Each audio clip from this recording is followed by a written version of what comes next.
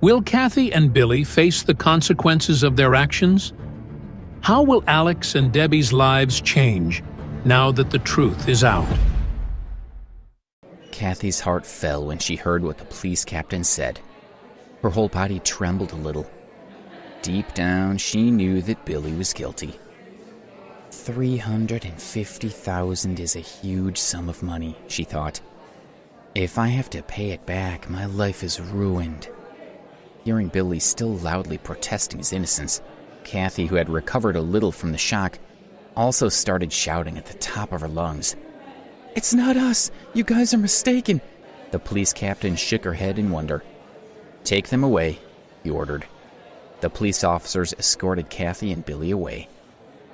Cathy was humiliated. She had never been that embarrassed in her life. In the past, she had always known that she was better than Alex and had enjoyed flaunting that in front of him. She felt sure that leaving Alex had been the wisest choice. But now, Cathy had completely forgotten that he even existed. Cathy and Billy were roughly pushed out of the hall by the police officers. Alex and Debbie looked at each other and felt relieved. It had been more than a month since the robbery, and their names had finally been cleared. Towards the end of the banquet, Alex quietly patted Graham's shoulder, expressing his gratitude for the meal, for his loyalty, and all his hard work for the family. Graham was overwhelmed by his words. Before the banquet ended, Alex dragged Debbie out of the hotel. They called a taxi and headed back to Preston University. In the car, Alex called Ken Stokes. Now that Debbie knew his real identity, there was no need for him to keep anything hidden. "Mr. Stokes, thank you so much for your gift," Alex said with a smile. He didn't believe that it could be a coincidence that Billy had been arrested on the very day that he and Debbie had returned to New York. "Alex, you're too kind," Ken said respectfully. On the day Alex was sent to Harmony Island, Ken had contacted a friend in security, and within days, they had found concrete evidence of Billy's guilt. They delayed giving the evidence to the police because he wanted Alex to witness Billy taken away with his own eyes. I found out from security that they had already destroyed the Azure Dragon Society. I've also managed to get Miss Debbie reinstated at the university, so that when the two of you return, you can both continue your studies. You've done a wonderful job, Ken. Alex was very satisfied. Ken had been so generous in his actions.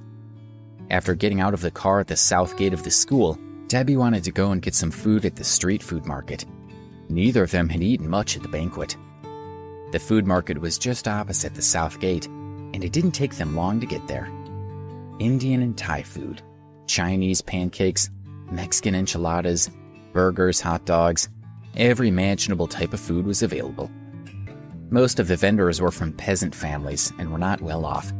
Their food stalls didn't earn much, but they were all they had to live on. "Let's go and get a hot dog," Alex said as they walked toward a hot dog stall. All the other stalls were crowded with customers except this one. The food at this one probably wasn't great, but Alex and Debbie were both kinds. They knew these people had hard lives, and they wanted to support them. "Hot dogs for both of you? What toppings would you like? Ketchup, pickles?" The vendor asked as they approached. They were her first customers of the day. "One with ketchup and one with pickles, please," Alex said to the vendor while Debbie took a step back. Suddenly, Debbie cried out. "It's her!" Her eyes were fearful. She hadn't seen the vendor properly at first. Now that they were closer, she could see that it was Madison Robbins. Alex pulled Debbie to him and comforted her in a gentle voice. The last time they had met, Madison had tried to drown Debbie in Ramsey Lake. Madison quickly walked out from behind the trailer and stood in front of Debbie. She looked at her pleadingly and said, "I'm sorry, Debbie. I was wrong to treat you so badly. Please forgive me." Alex had threatened to make sure that her family disowned her. Madison no longer had any financial resources, but she still needed to go to school. Madison was now very worried.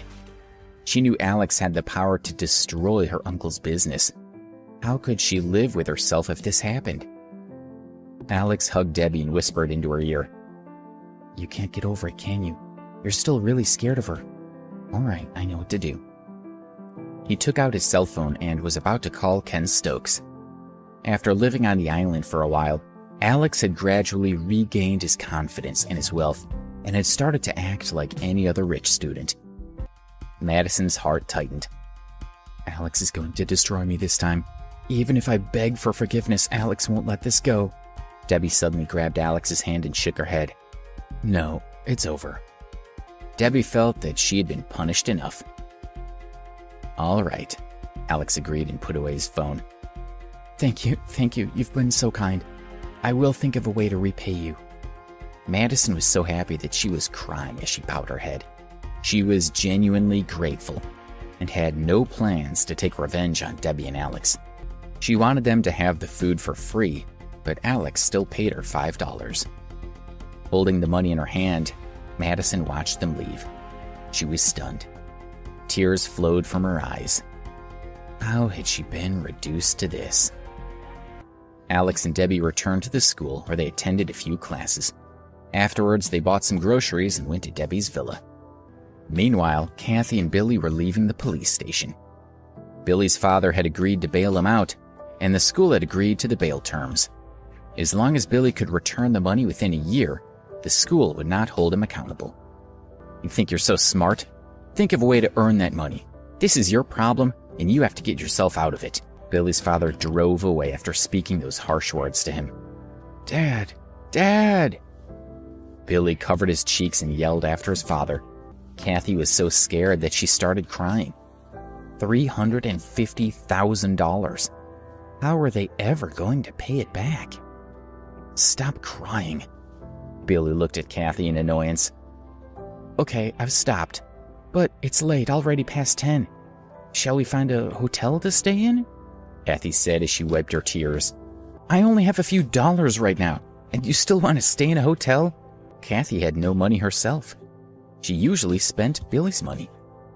I was wrong, all right. Let's take a taxi back to school. Cathy knew that she had to tread carefully with Billy right now. Take a taxi? Do you know how much it costs to take a taxi back to school from here? It's over $30. Are you going to pay for it? Billy stared at Cathy with a mean expression. Cathy's lips trembled as she glared at him. She felt hurt by the way he was speaking to her, and when she looked at him now, he looked ugly to her. Come on, we'll ride bicycles back to the school. Billy grabbed Cathy's wrist and yanked her toward the row of rental bikes on the side of the road. Cathy suddenly dropped Billy's hand and ran away from him. She waved to a taxi, jumped in, and headed toward the school. The next day, Debbie went to school early in the morning. She had missed a lot of classes this month, so had a lot of work to catch up on. Alex got out of bed at 8 a.m. and took a leisurely walk to the school cafeteria. While eating breakfast, Alex looked at his phone. Billy's photo was displayed on the front page of the school's official website. This story was all about the $350,000 that he had stolen. Alex saw Billy walking into the cafeteria. He walked toward a table where Cathy was slowly eating a bowl of oatmeal. Even though Billy now owes this huge sum of money, it seems that Cathy is staying by his side and supporting him. She hasn't abandoned him. She must love Billy, and people should respect her for that, Alex thought to himself. Billy had walked over to Cathy's table and said, How dare you run away from me yesterday? You're unbelievable. Do you know how I got back? I had to ride a bike. My legs are knackered. Cathy looked at the furious Billy with a small smile. She said quietly, Let's break up. Will Cathy and Billy's relationship survive after their public argument? How will Alex react to Billy's behavior towards Cathy? What's next for Alex and Debbie now that they've cleared their names? Will Cathy be able to get out of the situation with Billy? Or will she be pulled back in? How will Alex react to Cathy's attempts to win him back? Billy was taken aback for a second, then sneered. You callous. You're so damn shallow. You used to beg to be with me when I had money, but now I'm in trouble, you want to leave me? Cathy snorted but didn't say anything. That was exactly what she was going to do. When they had first left the police station yesterday, she had planned to stay with Billy for a while, just because she felt sorry for him. But then when Billy ran out of money, she had had enough. "I've already told you, we're over." Cathy stood up and tried to leave, but Billy grabbed her hand, hurting her. "I should have known from the beginning what you're really like. You're not nearly as special as you think you are. I'm sick of you." Billy looked Cathy up and down and continued, "You can leave if you want, as long as you give me back all the money that I spent on you." "Billy, are you even a man? You want to ask a girl like me for money? Don't you have any shame?" When Cathy heard him ask her for money, she was horrified. "I was your girlfriend for so many months. You should be paying me money for all the time I've spent with you, not asking me for money. Have you got no pride?" "I spent hundreds of thousands on you. Do you really think you are worth it?" Billy was not thinking straight. "First, I have to find $350,000 to pay back, and now Cathy says she's leaving me. Okay, since you're begging, I'll let you off some of the money. If you pay me $350,000, we'll be even." "Psycho," Cathy said as she stared at Billy in disbelief. "You're not getting a cent from me. It's you who has to pay back the money. You're the one the police are after." "You bloody... trying to get one over on me?" Billy said as he looked at Cathy. Her face had 5 finger marks on it, and her hair was messy. He continued, "You know, I know some dangerous people. If you don't get my money from me within a week, you had better watch your back." Billy wouldn't stop talking. "If you can't pay me back, you're in big trouble. Even if I have to go to jail, I'll get even for this," he whispered into Cathy's ear. His sinister sneer made her shiver. "Now piss off." Billy gave Cathy a hard shove. Cathy knew a little about Billy's past. She knew that with his connections and determination, he would get his revenge if she didn't give him the money he wanted. But where was she going to find $350,000? Cathy walked past Alex in a daze. Her mind was filled with thoughts about the $350,000, and she didn't even notice him there. Alex sighed. He felt a little sorry for Cathy. When she had first fallen in love with Billy, he had worried that it would end badly, but he had never imagined it would be as bad as this. It's all Cathy's fault. She's always been so greedy. He shook his head and continued eating. Cathy walked out of the cafeteria looking dejected. All her usual energy had gone. The huge amount of $350,000 pressed down on her so heavily that she could barely breathe. Cathy sat down on the curb outside. She didn't care if her pants were dirty and other students were laughing at her. She hugged her knees and let the tears flow from her eyes. Hating herself, she thought, "Why did I have to aggravate Billy when I knew how angry he already was? And now what have I achieved? Not only am I not going to marry a rich man, but I have to find this huge sum of money to give him." Her mind turned naturally to Alex. When I was with Alex, he always put me first, without any ulterior motives. Even though I humiliated Alex when I left him, he never tried to get his own back on me as Billy did. Thinking about the two men, she realized how much better Alex was than Billy. If Alex is rich after all, maybe I should try to win him back. Maybe he could still care about me. Cathy couldn't help but wonder. It's been proven that it was Billy who stole the $350,000, which means that the money that Alex donated was his, which proves that Alex is rich after all. And yesterday at Graham's banquet, Alex won the diamond necklace. He is rich. If Alex was willing to help Cathy, then all her problems would be solved. Thinking of this, Cathy became excited. She felt a ray of hope. The key question now was, would Alex help her? When we were together, he gave me everything I wanted. Although I left him, he used to love me. Debbie, that peasant, has been with Alex for quite a while now, but he probably only got together with her because he was lonely and couldn't have me.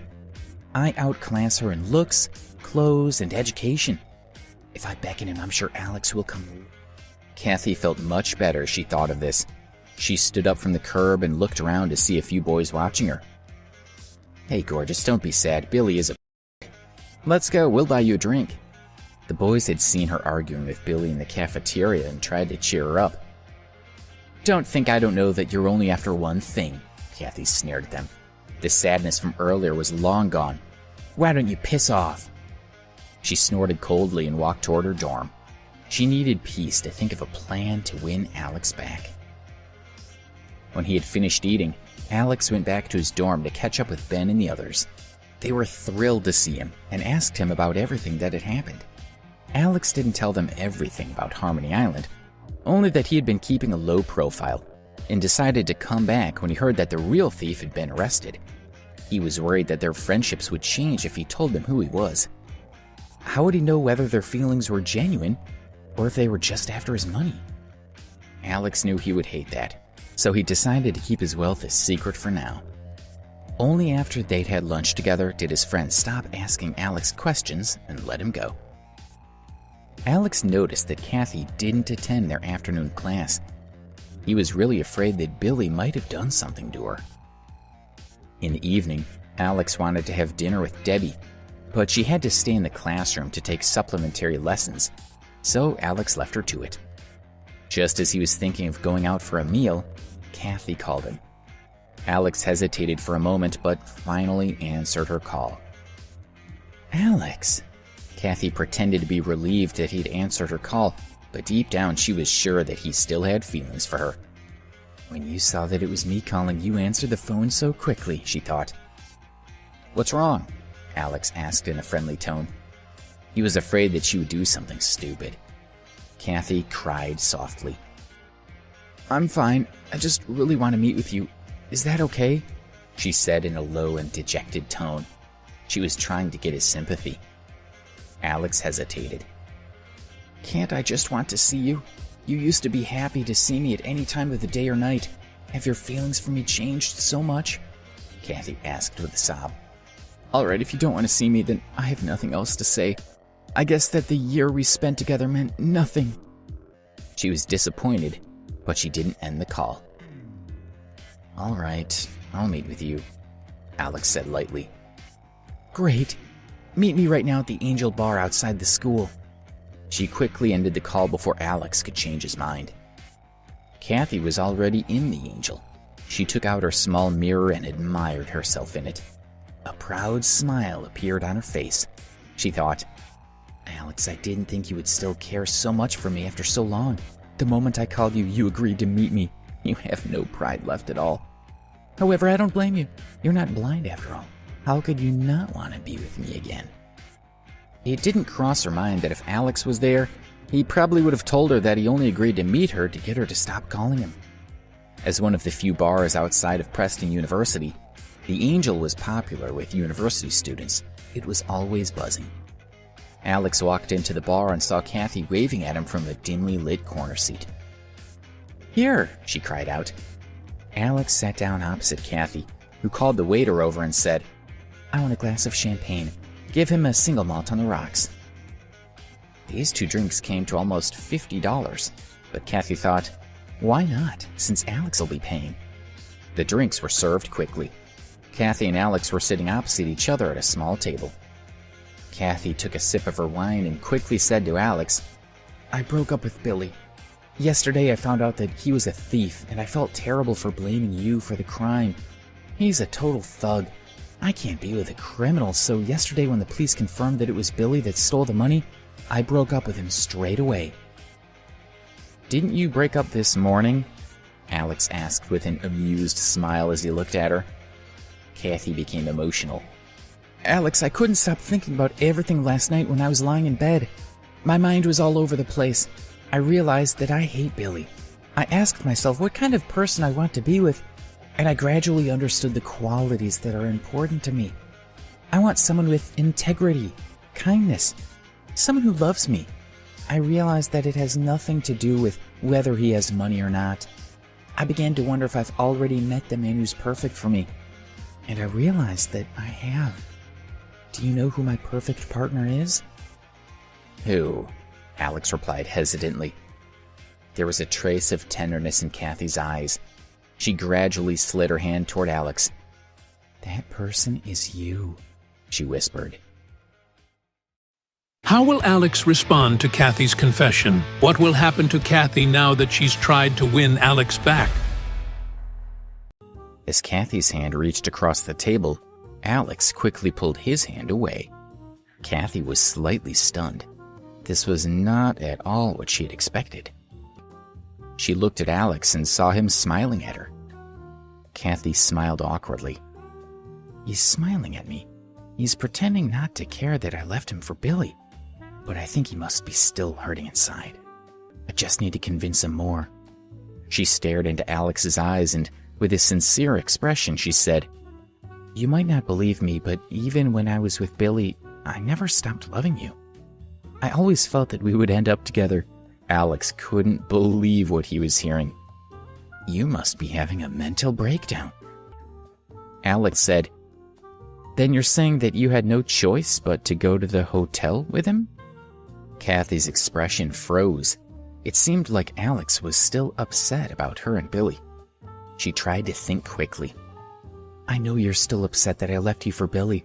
Looking back, I know how stupid I was to do that. How could I have gone with such a horrible person? Alex laughed to himself. I can't believe her audacity. If it was up to you, you'd still be with Billy now. Cathy, oh Cathy, can you ever speak the truth? Cathy looked at Alex quietly. Why isn't he saying anything?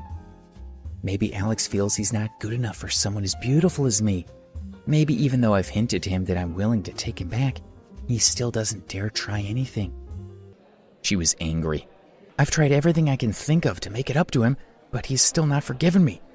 Or is he too insecure to be attracted to someone as beautiful as me? Whatever the truth was, Cathy could not accept it. Alex, what exactly do you mean? Her expression instantly changed to one of anger. Nothing really. I just wish you would behave with a bit more dignity. I don't believe that you really don't like me anymore. If you promise to treat me well, I'll be yours again. Cathy was so desperate to win him back that she laid all her cards on the table. Alex felt nauseous again. I'm sorry, I already have Debbie.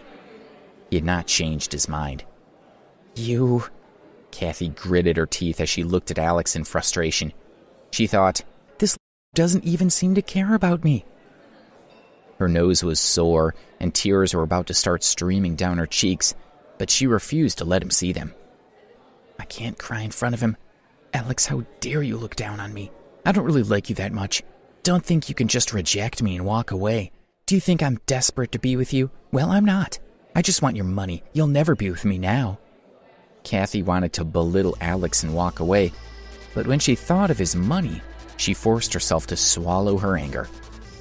She looked into his eyes and said, Okay, please pretend I didn't say all of that. I know I hurt you when we broke up, but please, can we still be friends? I want to ask you for a favor. Please, will you help me? Tell me what you want. Alex shrugged. He had already guessed that Cathy wanted him to give her $350,000. They'd been together for a while before, so he knew how her mind worked. I broke up with Billy, and he wants me to give him $500,000. If he doesn't get it, he's going to get one of his friends to kill me, so I really need to borrow $500,000 from you. $500,000? Alex sneered in his heart when he heard this.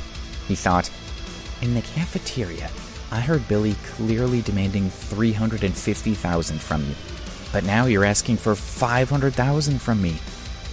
Alex had been preparing to give Cathy the money for free, but at this moment, he realized that she was still playing him for a fool. He felt that he was being used. Sorry, I don't have that much I can give you, Alex said lightly. How can you not have that much? Didn't you donate more than $100,000? Cathy asked desperately. All the money's been donated, so there's no more, he responded. You... Seeing the smile on his face, Cathy could not contain herself. Didn't you win a necklace worth $200,000 yesterday? Give it to me to pawn for the money. I promise that my father will return it to you soon. I already gave that necklace to Debbie. It's not mine anymore. How can I take back a gift to my girlfriend? He looked at her with a mocking smile in his eyes. It's your own fault that I'm refusing to lend you the money.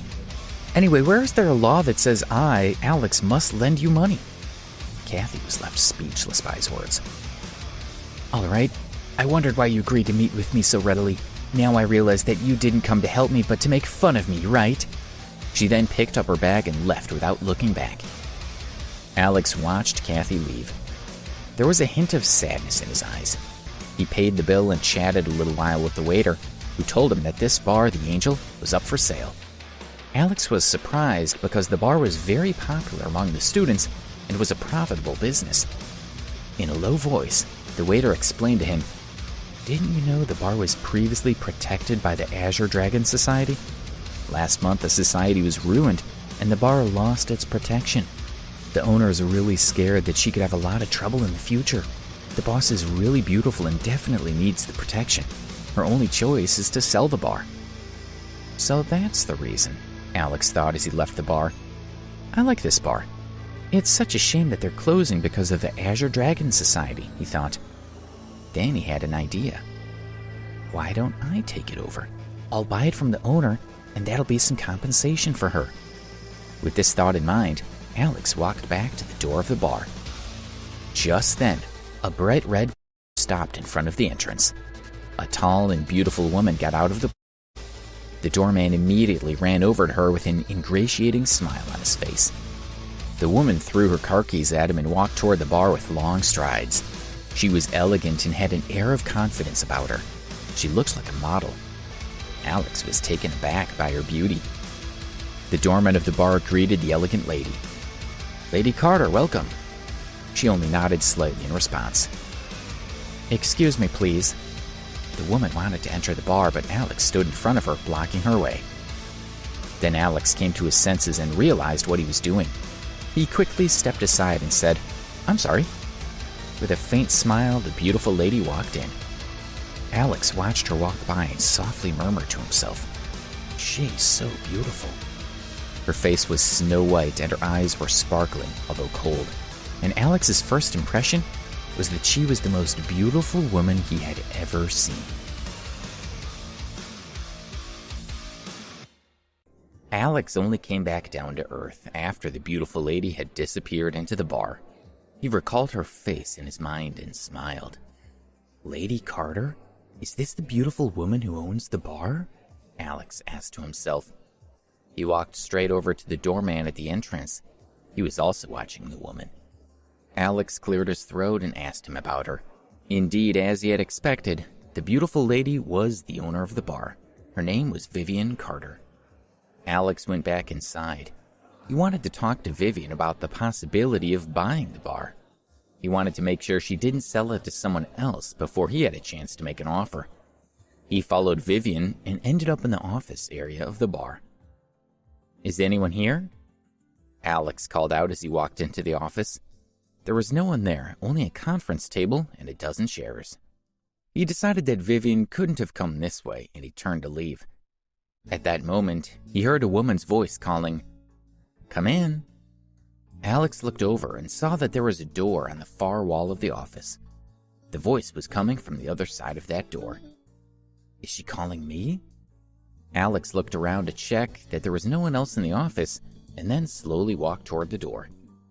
He gently opened it and stepped through. The moment he walked through the door, Alex froze. The door led to a bedroom and a sitting room suite with a dressing room at the far end. "Ah!" the lady exclaimed when she saw Alex. "Get out!" Vivian said angrily. "Okay, sorry," Alex answered weakly and left. 5 minutes later, Vivian walked out of the small suite. She stared at Alex and walked slowly toward him. Alex could only smile awkwardly. At this moment, another beautiful lady, the manager of the Angel Bar, June, walked in with a towel in her hand. "Vivian, I found a fresh towel for you." "Who's he?" "He's here to apply for a job as a waiter," Vivian said before Alex could reply. The boy looked to be only 20 years old, so she assumed that was what he was here for, and she was too embarrassed for June to find out what had just happened in the suite. "A waiter? We don't need a waiter here, sorry," June said to Alex with a smile. She and Vivian had recently been discussing the need to sell the bar, so they didn't need to recruit new waiters. "June, don't worry about him." Vivian turned to Alex. Only Alex was able to read the meaning behind her stern gaze as she said, "You're a student, right? From now on, you'll work in our bar. Of course, we'll not take up any of your studying time. You can come over for all of your free time. I'll pay $10 an hour. Do you agree?" Actually, the reason I came was..." Before Alex finished his sentence, Vivian interrupted. "Is $10 an hour not enough for you? Look at the clothes you're wearing. Can't you recognize a good offer when you hear one? I offered you a job as a favor. Don't you know what's good for you?" Alex was stunned. He had assumed that Vivian was a well-mannered lady. He had never expected her to be so unreasonable. Then he thought about how he had offended her just now and realized that she had probably jumped to some conclusions about him too. "It doesn't matter. I'll take the job here. It'll give me the chance to find out all about the Angel Bar, which will be helpful when I buy it." With these thoughts running through his head, Alex agreed. "Okay." Vivian replied, "All right, you can leave now. I'll call you if I need anything. Remember to come here to work whenever you're free from classes." Alex nodded and walked out of the office. "Vivian, our bar is already on the market. Why are you recruiting a new waiter?" June asked, puzzled. Vivian answered, "Didn't you notice his clothes? He was so scruffy. Our bar is only thriving because of the students nearby. We should learn more about them so we can cater to their tastes." She sounded serious, but Vivian was keeping the real reason hidden. She was worried that Alex would tell everyone what had happened and felt that if he was working for her, he wouldn't do that. Alex felt tired as he walked toward the school. He had told Ben and the others that he now had rented a house off campus and wouldn't be staying in the dorm very often. Tonight, though, they had insisted that Alex stayed with them. When he got to the dorm, he found his friends half-dressed, lying in their beds and laughing loudly.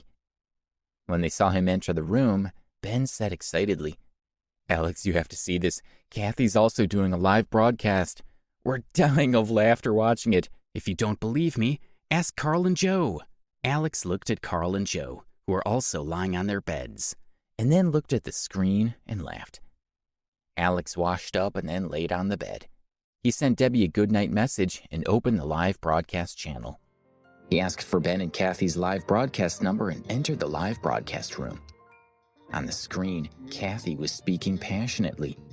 Her hair was a mess, and she was wearing way too much makeup. She was saying, "Everyone, thank you for watching my live broadcast show. If you want to get involved, just send me a message.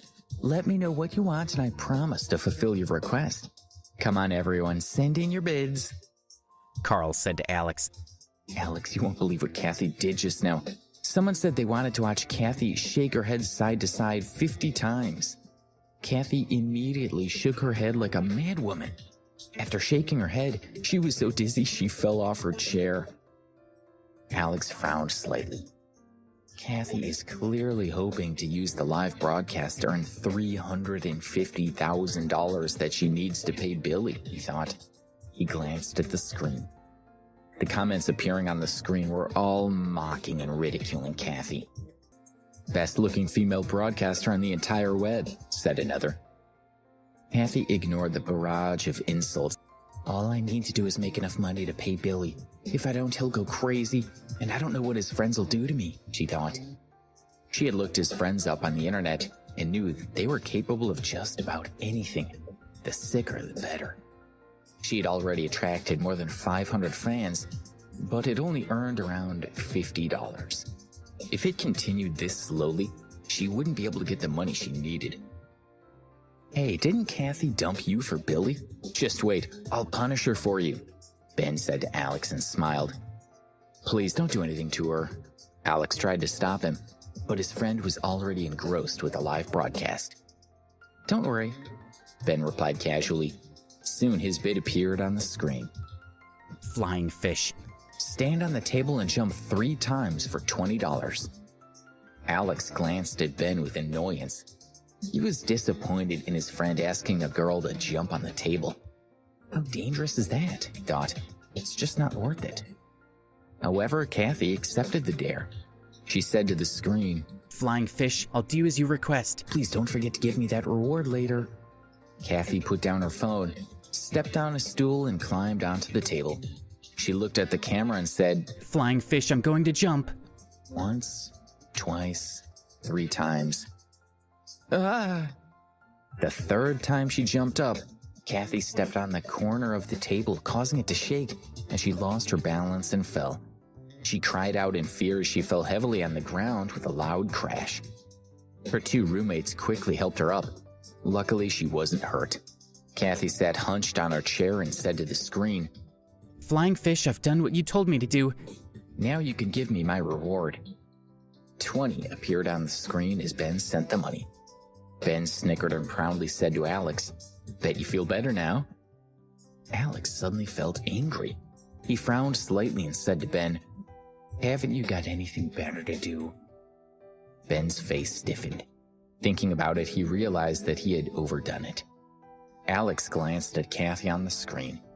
She was trying to swallow her pride and continue her live broadcast. He sighed softly and was about to turn it off. At that moment, several words suddenly flashed on the screen of his phone. Time for the duel. The Duel was a new segment released by the broadcasting network that streamed Cathy's show. It involved 2 individuals randomly matched and competing against each other for bids from the audience. The winner would receive a cash reward. The prize money that the winner would receive was shown on the screen. $100,000. That was almost the largest prize anyone had ever heard of. Cathy's eyes lit up when she saw the figure of 100,000. If she could win this amount, she could pay off almost a third of the money that she had given to Billy. This was a great opportunity for her.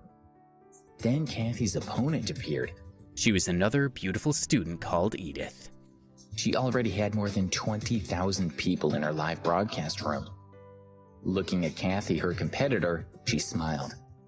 The broadcast had started a few hours ago, and this girl only had 500 supporters in her room. Edith knew that she had a huge advantage. She knew that surely the $100,000 prize money was hers for the taking. The duel is starting now. A few words appeared on the screen, followed by a progress bar for each contestant. Both sides were now 0, and the countdown of 10 minutes had begun. 9:59, 9:58. "Hi, lovely Cathy." Edith waved at Cathy. Cathy's screen name was Lovely Cathy. "Hello," Cathy said, trying to sound nonchalant. She didn't want to be distracted by chatting with Edith right now. Cathy had already set her heart on the prize of $100,000. Cathy's mind was clear. After being broadcast live for so long, the opponent had far more experience than she did and probably had better tactics. She had only been live broadcasting for a few hours, so she would lose if she didn't do something really special. She said endearingly to the screen, "Guys, if you have any requests, feel free to ask.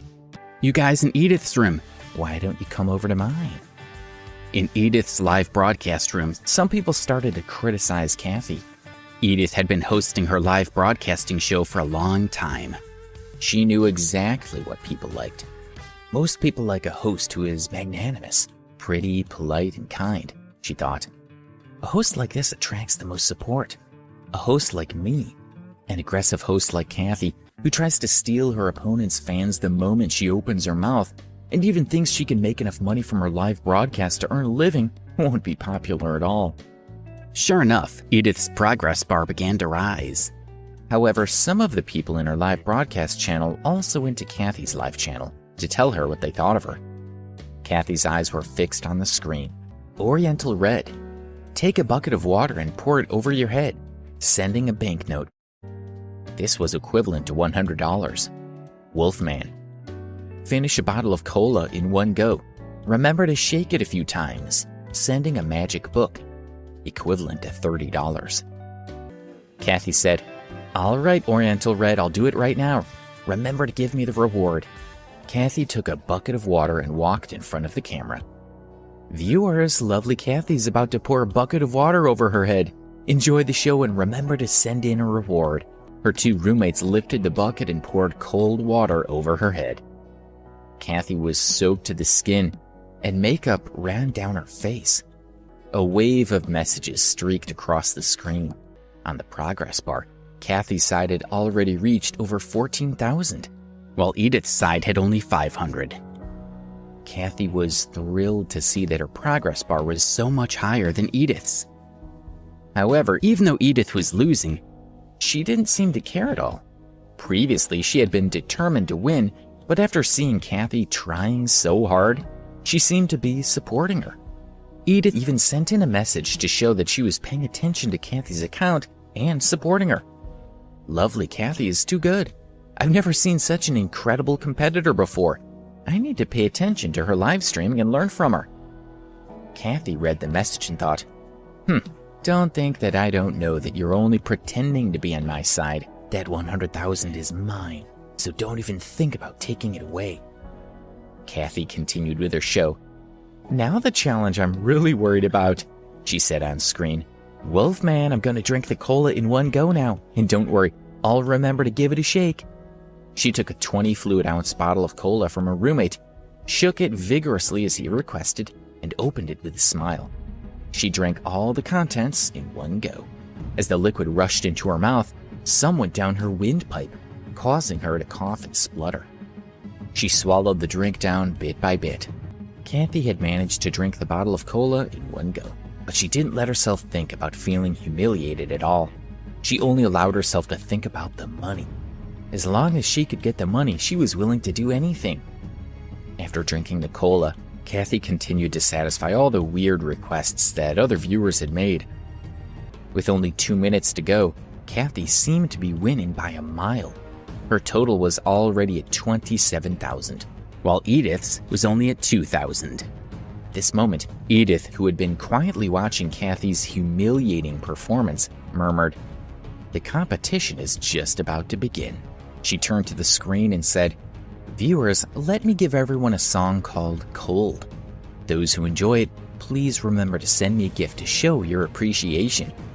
Edith turned on the accompaniment to the song. She turned it up loud and started to sing.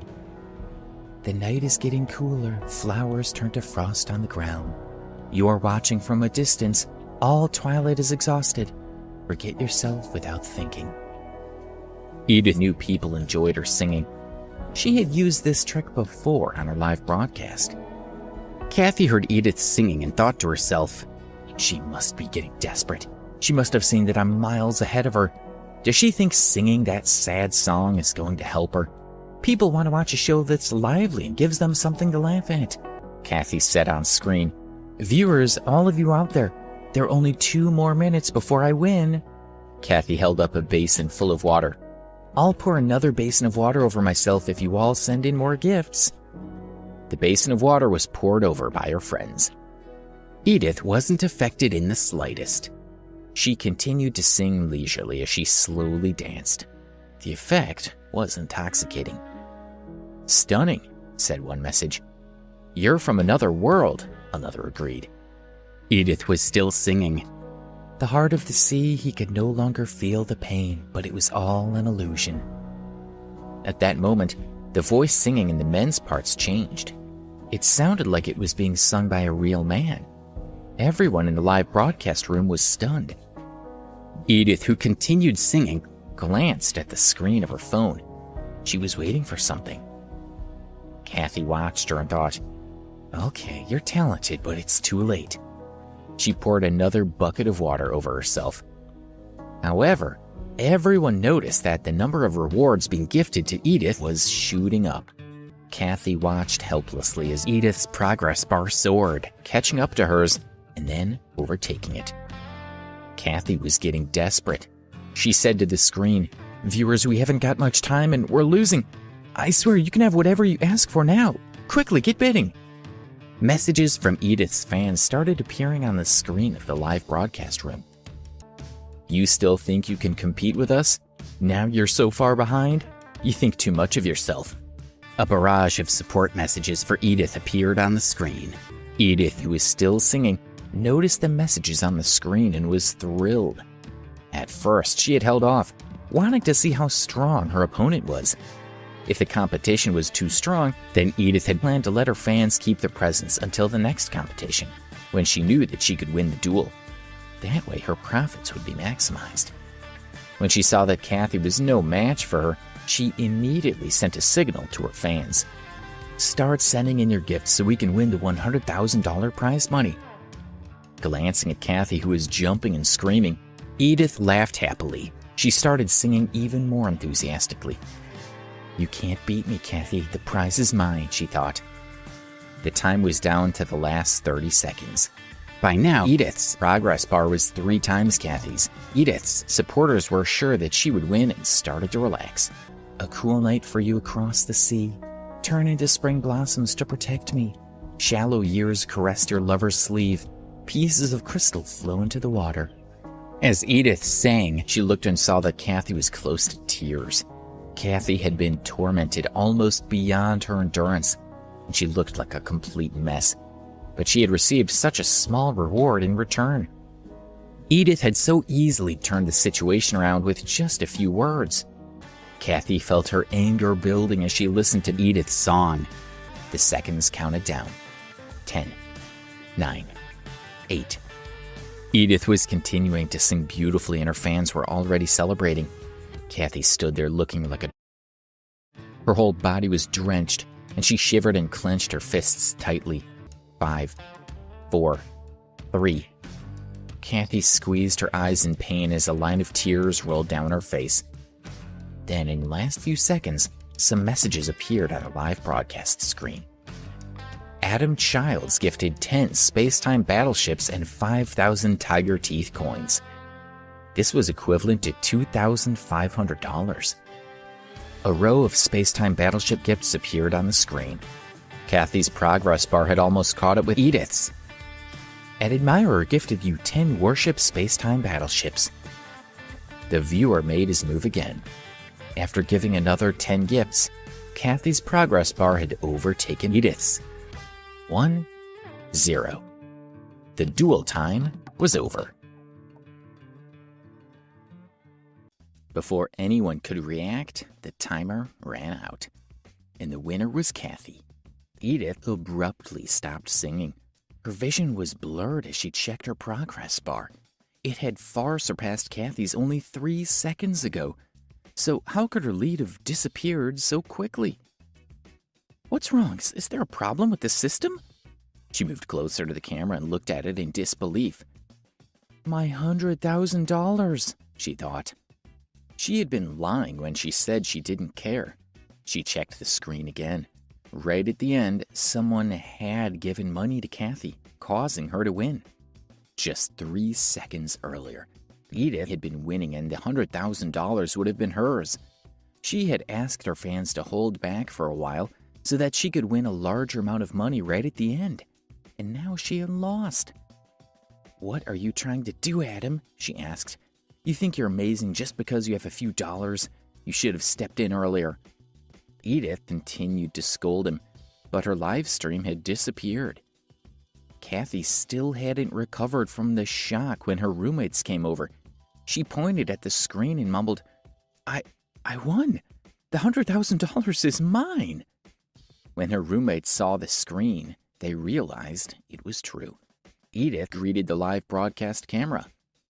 Hey, Adam, why didn't you come to my live broadcast room? Why did you help Cathy instead? Edith was extremely jealous of Cathy, who was getting all the attention as well as $100,000. If everyone watched Cathy's live broadcast, wouldn't she get all the money? Cathy, hurry up and thank Adam, Edith reminded her. He gave you $100,000. Adam, thank you, Cathy said. I really don't know what to say, but I'd like to meet you. You must be a wonderful person, and I'd like nothing more than to see you. I really want to hug you and kiss you. Of course, I know I'm not good enough for you. Cathy's mind was a mess and she was babbling. I want to see you too and kiss you, Edith said, unwilling to be outdone. Cathy was such a schemer, but Edith wasn't about to step aside. A message popped up on the screen announcing, Adam has left the live broadcast room. Alex looked at the phone in a daze. When he had seen Cathy's pitiful look, he hadn't been able to resist helping her. He saw the gesture as a tribute to the years they had spent together. He was just about to power off his cell phone and go to sleep when he received a message from the live stream account. It was Cathy. "Adam, thank you so much. I was so worried. If not for you, I would have been humiliated. I didn't do very well in the live broadcast." Alex knew that Cathy was only fawning over him because he was rich, so he lost interest and simply replied with, Cathy was overjoyed to see that Adam had answered her. She stole a glance at Edith, who was still broadcasting live, afraid that she would see what Cathy was doing. She messaged Adam back, "Oh, and I wanted to tell you that my good friend Graham Sterling invited you to a banquet at the Plaza Hotel the other day, but you didn't attend." Cathy had managed to calm down, and now that she remembered what had happened the previous day, she wanted to use this chance to meet Adam and to punish Alex. "Yeah, why?" came the answer. "Well, someone attended the banquet pretending to be you, and they took a diamond necklace worth over $200,000. I know who did it, and I can tell you his identity," Cathy sent, grinning. Alex smiled wryly. "Forget it," he responded. $200,000 is not a large amount of money for me. If he wants it that badly, then he can have it." Cathy still wanted to use Adam to have Alex arrested, but Adam didn't seem to care at all. She was slightly disappointed, but also pleasantly surprised. If Adam didn't even care about the $200,000, then he must be seriously rich. "Adam, what do you think of me?" Cathy hesitated for a long time before she decided to send the message. She was a rich girl, and she already had plenty of men wanting to be with her, but how could she give up such a good opportunity when it was right in front of her? "You look a lot like my ex-girlfriend," Alex sent back. A former girlfriend? Cathy thought. That's great. Everyone still has some feelings for their ex-girlfriends, right? "What was your ex-girlfriend like?" she asked with anticipation. "She's very pretty," Alex answered. "But she thinks she's poor and desperately wants to get rich. And she also had other men behind my back." "Oh, no wonder you left her. She doesn't know how to treat a man as loyal as you. That's such a shame. But don't worry, that kind of trap sticks around for long, and she'll end up all alone in the future. What man would want to be with someone like that?" Cathy sent the message, shaking her head in disbelief. "Don't say any more," came the answer. Cathy typed quickly. "Why not? Don't tell me you're still thinking about her. She's not worth it. I might look like her, but I promise you, I'm different. I'm quiet, and I like to read books. I had a boyfriend, and we were together for more than 4 years before he changed his mind and decided he wanted. Of course, I never let him touch me, and now I'm single and waiting for the right person." Looking at the words on the screen, Alex's smile became more bitter as he grew angry. "Okay, I'm tired, so I'm going to sleep," he sent. "Oh, of course, Adam, get some sleep. I won't disturb you any longer. Good night," Cathy replied.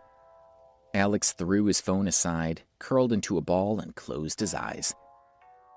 The next day, Alex and Debbie ate breakfast in the cafeteria. When they were finished, Debbie picked up her books and went to the library to study. Alex walked from the cafeteria to the classrooms. "Alex!" A sharp cry sounded from the tree-lined path. Alex looked and saw Cathy carrying a large black plastic bag. She struggled over with the bag and stopped in front of him. "Are you happy now?" she asked. "Happy?" Alex shrugged in confusion. "I invited you to the bar the other day," she said, "and you thought that I regretted leaving you, didn't you? That I asked you because I wanted you back, right?" Cathy sneered. Alex smiled and turned to leave. "You want to run away just because I guessed the truth?" Cathy asked, stepping in front of him. "Is that really what you thought? That I might actually take you back? Well, I was just trying to trick you into giving some money to that idiot Billy. I really thought that you would fall for it. You never guessed, did you?" Alex looked at her with a grin, as if he was looking at a crazy woman. "What the hell are you laughing at?" Cathy yelled as she punched him. "You're just like Billy, You're not good enough for me. I made a great decision to get rid of both of you. Besides, I'm better off alone." Cathy's smile grew wider. You must be wondering why I admitted that. She shook her head and laughed. Well, I'll tell you. I found a friend from a wealthy family, and he is much richer than Billy. Yesterday, before I'd even spoken to him, he had already given me $100,000. Alex couldn't help but laugh. You think I'm lying? She scowled at him. You don't believe me? Do you want to know who he is? Who is it? Alex asked, playing along. Cathy smiled smugly and said, Adam Childs. Ha, you're scared, aren't you? She taunted him. I know Adam Childs, the man you impersonated the other day, and I've already contacted him. Rest assured, I will definitely get him to pursue the matter of you impersonating him at Mr. Sterling's banquet, and also the missing $200,000 necklace. I'll have you arrested. Alex no longer wanted to look at Cathy's arrogant face. Feeling nauseated, he pushed her and continued toward the classroom. Alex, I must tell Adam about your ugly face. You don't look very happy. You're in for it now. Just wait until you get arrested. Cathy pointed at Alex's back and cursed like a shrew. Alex went into the classroom.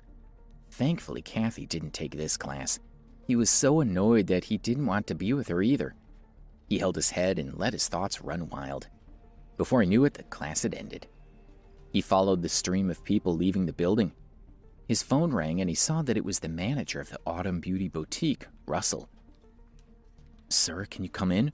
Russell asked anxiously. There's a customer causing trouble and being really disruptive. Even the security guards in the mall haven't been able to do anything about it. Alex frowned. He asked Russell to hold on a while longer, and then he rushed over.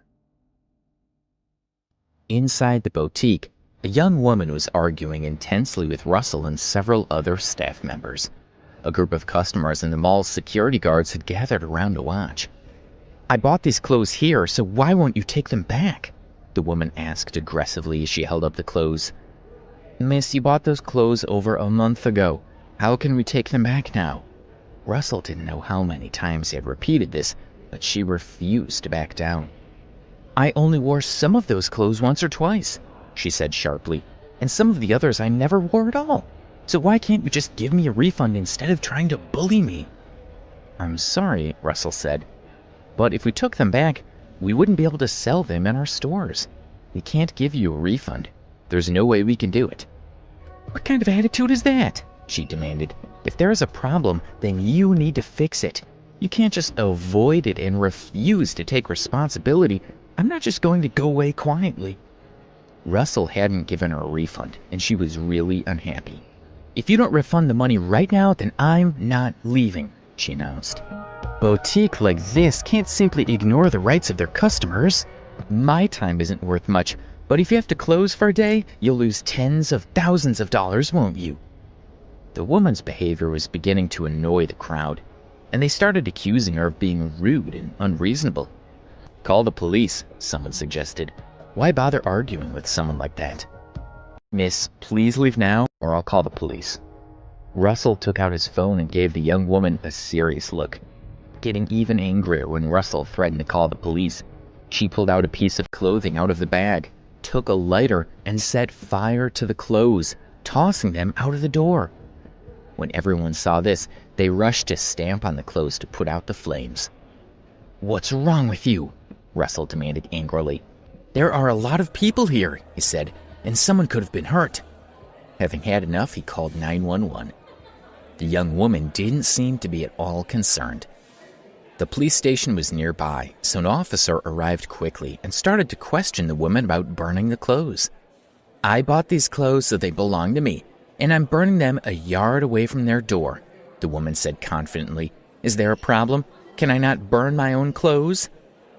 The other customers were angry and began to tell the police officer how outrageous the woman's behavior was. But he told them that it wasn't against the law for someone to burn their clothes, so he couldn't arrest her. I think it might be better if you just gave her the refund, the police officer advised in a low voice. She's probably crazy, so spend the money and buy yourself some peace. Russell was annoyed at the officer's lack of help. She wants all the money we have here, he said. She's already worn the clothes for a month, and the tags have been removed. How can we possibly give her a refund? Besides, this isn't my shop. I'm just a manager and I don't have the authority to make that decision. The policeman and Russell looked at the young woman with concern. The woman, on the other hand, was determined not to give up. She looked at Russell's worried expression and knew she was going to win this argument. "Excuse me, let me through." Alex walked through the crowd. The young woman glanced at Alex and her heart skipped a beat. She quickly turned around and covered her face with her hands, afraid that Alex would recognize her. "Sir, you're finally here. This is the customer who's causing trouble," Russell said, rushing over to Alex. Alex frowned and looked at the woman. His eyebrows shot up in surprise and he exclaimed, "Cathy!" The unreasonable customer was none other than his ex-girlfriend, Cathy. Cathy slowly turned around. She looked at Alex in surprise, and then looked at Russell and stuttered, "He's your boss?" "Yes, he's our boss," Russell confirmed. She stared at Alex in disbelief. Her mind was spinning, and she couldn't understand what was going on. "You're the boss here?" she muttered, completely stunned. Alex nodded, and she felt that her world had been flipped upside down. "Hello," the police officer said, coming forward. "I think you should simply give her some money, just for the sake of getting some peace and quiet." The onlookers were against the idea. Giving money to someone like Cathy would only make her even more arrogant, and then she would try this again. Alex glanced at Cathy, who stood there watching him. He then looked at Russell and said, "Check how much these clothes cost and refund her the full amount." Russell was stunned, as was the crowd. But Alex was the boss, so he had to do what he was told.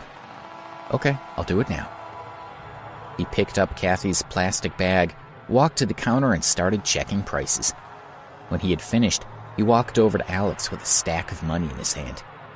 It came to $20,000. "Sir, are you sure you want to refund that much?" Alex didn't answer. He merely took the money from Russell, walked over to Cathy, and handed it to her. She looked at the money and then at Alex. She knew Alex didn't genuinely want to refund the money.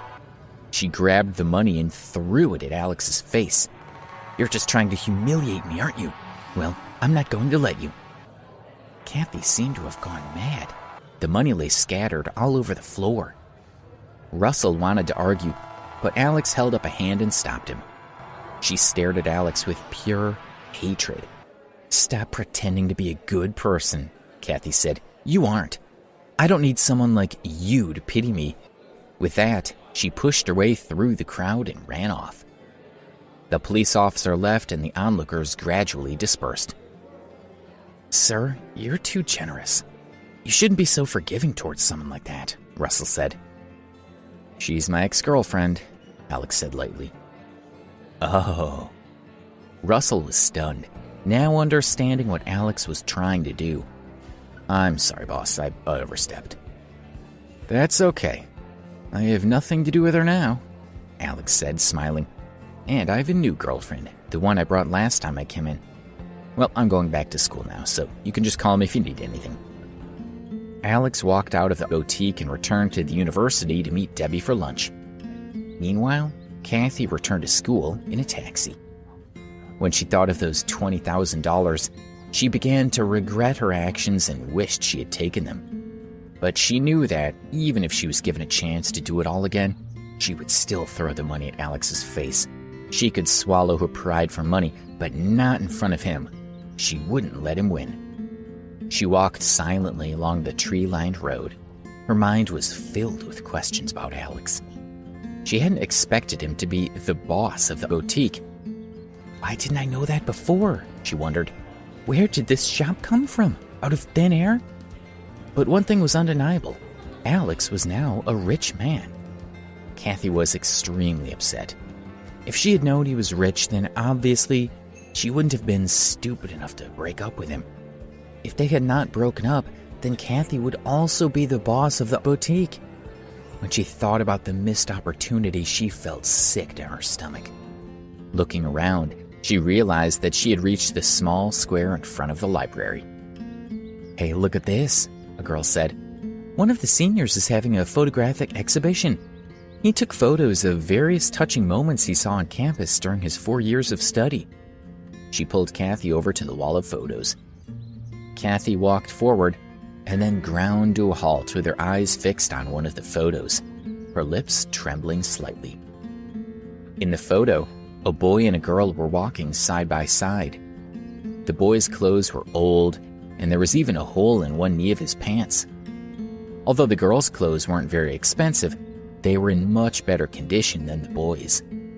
The photo was of Cathy and Alex. She lowered her head and closed her eyes. The scene in the photo vividly replayed in her mind. "Alex, if you became really rich one day, would you leave me?" she had asked. "Definitely not," he had answered. "I would give you all my bank cards, and you could help me manage my money." Cathy had smiled at him. "Really? You mean that?" His expression had turned serious. "Of course. You're the most important person in my life, and I'd do anything to make you happy." Cathy had been so proud. "You're so sweet, but if you want to become rich in this lifetime, you'll have to hurry up. Come on, let's go get some pancakes." She still vividly remembered what Alex had said back then. Who would have thought that when Alex became rich, they would no longer be together? She burst into tears. Looking at the picture, she pulled it down and tore it to pieces. Then she threw the pieces on the ground and ran away. Please subscribe to the Pocket FM YouTube channel and press the bell icon for instant notification. Check out our channel for more such exciting shows.